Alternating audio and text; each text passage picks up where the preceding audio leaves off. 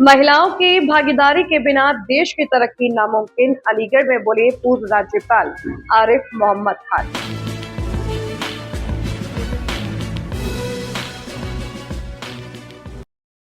महिला सशक्तिकरण आज के दौर की सबसे बड़ी जरूरत है और जब देश की बड़ी शख्सियतें इस पर अपनी राय रखती हैं तो समाज को एक नई दिशा मिलती है।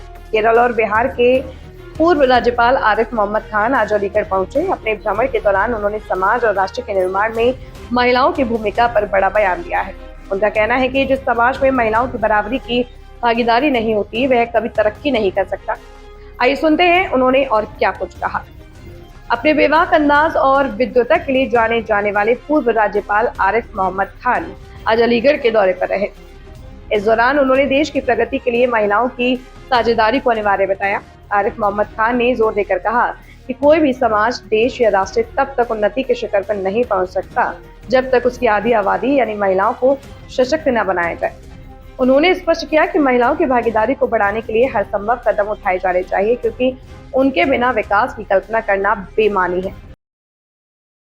नहीं, मैं पार्लियामेंट हमारी सुप्रीम बॉडी, सुप्रीम लेजिस्लेटिव नहीं, हर पार्टी एग्री करती है कि महिलाओं के सशक्तिकरण के लिए कदम उठाए जाने चाहिए।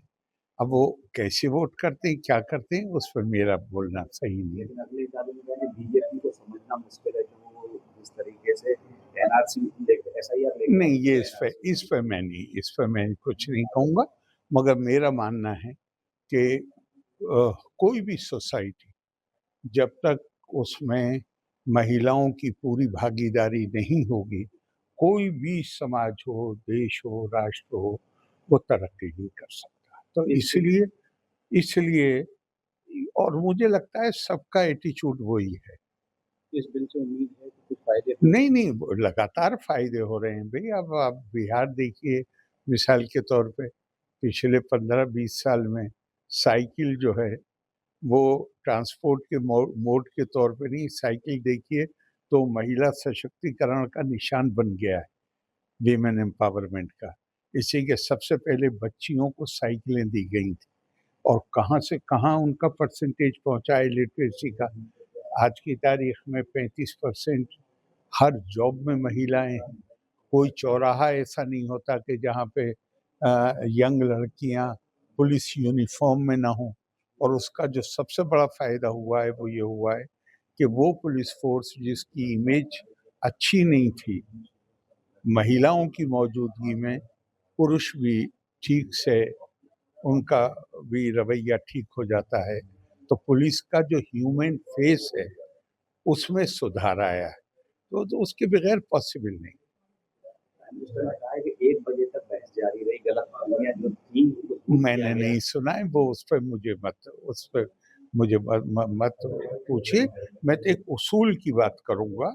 उसूल की बात ये है कि हर वो कदम उठाया जाना चाहिए जिससे महिलाओं की साझेदारी, उनकी भागीदारी लगातार बढ़े, क्योंकि बगैर महिलाओं के की भागीदारी के कोई समाज, कोई देश, कोई राष्ट्र आगे नहीं बढ़ सकता। जैसा कि इसका नाम है सर, नारी शक्ति बंधन, क्या लगता है वो क्या जीवन में बदलाव लाएगा? नहीं, जीवन में कोई बदलाव नहीं आता है भाई। अब वो तो ये जो सोशल चीजें होती हैं, सामाजिक चीजें, जब आप सामाजिक कदमों के जरिए परिवर्तन लाने की कोशिश करते हैं, उसके देर में नतीजे निकलते हैं।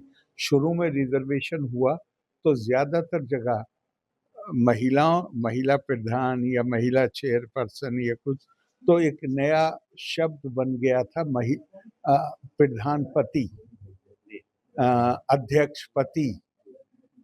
लेकिन एक इलेक्शन भी नहीं लगा, उन महिलाओं ने पतियों को पीछे कर दिया और वो खुद फैसले करने लगी।